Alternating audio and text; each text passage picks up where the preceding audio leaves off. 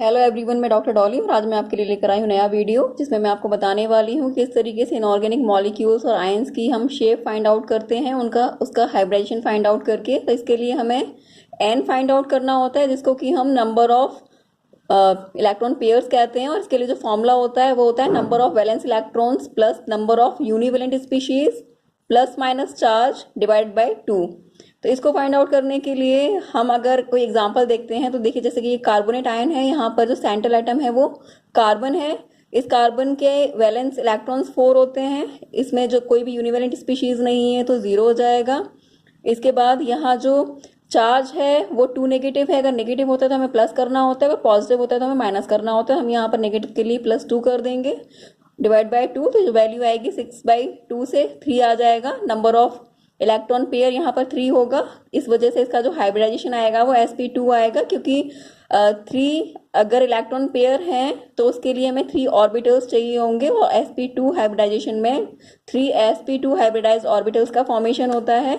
और यहाँ पर क्योंकि कार्बन के साथ में 3 ऑक्सीजन बॉन्डेड हैं, इस तरीके से 3 ऑर्बिटल और 3 ही बॉन्डेड ऑक्सीजन एटम्स हैं, तो इसकी जो शेप हो जाएगी वो ट्राइगोनल प्लेनर हो जाएगी। अगर नेक्स्ट एग्जांपल हम देखें तो XeO2F2 में जीनोन के वैलेंस इलेक्ट्रॉन्स 8 होते हैं। यहाँ यूनिवेलेंट स्पीशीज फ्लोरीन है जो कि 2 हैं, तो यहाँ पर +2 करेंगे, चार्ज 0 हो जाएगा। तो 10/2 से यहाँ पर नंबर ऑफ इलेक्ट्रॉन पेयर्स 5 आ जाएंगे। तो इसमें जो हाइब्रिडाइजेशन आएगा वो आएगा sp3d। इस तरीके से यहाँ पर जो इलेक्ट्रॉन पेयर्स का नंबर आ रहा है वो 5 आ रहा है, लेकिन यहाँ पर एक्चुअली जो बॉन्डेड एटम्स हैं वो 4 हैं। तो ये 4 bond pair plus 1 lone pair का केस हो जाएगा। इसीलिए sp3 हाइब्रिडेशन होते हुए भी इसकी शेप के शेप हो जाएगी, क्योंकि वहां लोन पेयर बॉन्ड पेयर में रिपल्शन होगा तो शेप डिस्टॉर्टेड हो जाती है।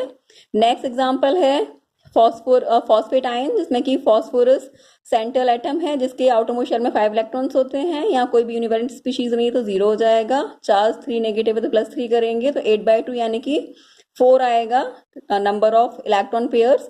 तो इसका जो हाइब्रिडेशन आएगा वो sp3, और sp3 की जो शेप होती है वो टेट्राहेड्रल होती है, क्योंकि यहाँ पर 4 ही ऑक्सीजन एटम्स बॉन्डेड हैं फॉस्फोरस के साथ में और 4 ही ऑर्बिटल्स हैं, तो जो शेप होगी वो टेट्राहेड्रल होगी, रेगुलर टेट्राहेड्रल। तो अगर कोई lone pair bond pair case होता है तो वहां पर शेप डिस्टॉर्टेड हो जाती है, और अगर नॉर्मल जितने इलेक्ट्रॉन पेयर हैं अगर उतने ही एटम बॉन्डेड भी हैं तो वहां पर शेप रेगुलर होती है। तो इस तरीके से हम बहुत सारी शेप्स फाइंड आउट कर सकते हैं। इसके लिए VSEPR थ्योरी हमें पढ़नी होती है, और VSEPR थ्योरी में लोन पेयर बॉन्ड पेयर से किस तरीके से शेप डिस्टॉर्ट होती है, किस तरीके से नई शेप बनती है, वो पूरा मैंने एक वीडियो बना रखा है जिसका कि लिंक मैं डिस्क्रिप्शन बॉक्स में डाल दूंगी, आप पूरा वीडियो देख सकते हैं।